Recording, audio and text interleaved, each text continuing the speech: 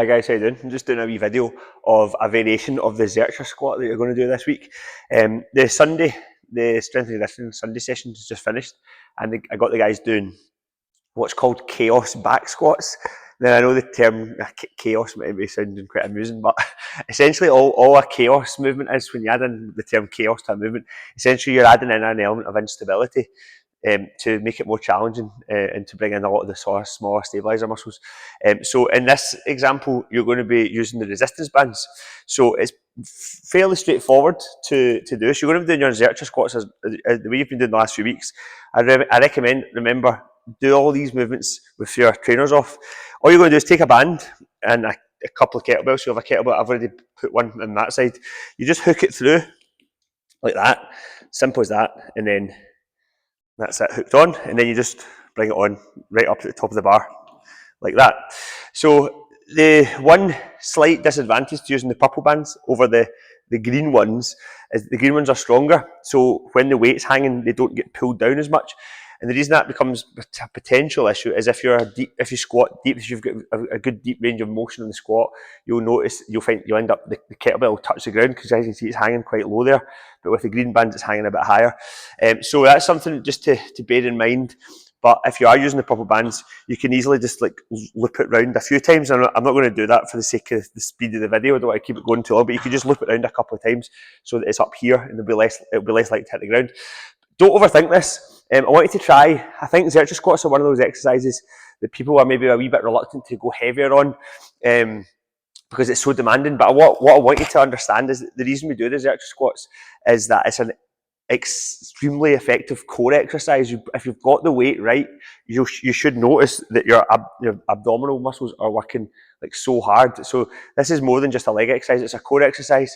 On top of that, because the weight's in front of you, it allows you to get down lower than for most people, lower than they might be able to get down on a back squat, because the weight's in front of you, so it acts as a kind of counterbalance.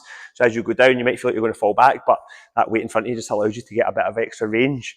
And we mentioned the term strength through length the other day, so it's the same concept here. Like the longer, the deeper the range you can go into in any exercise, the more beneficial it's going to be.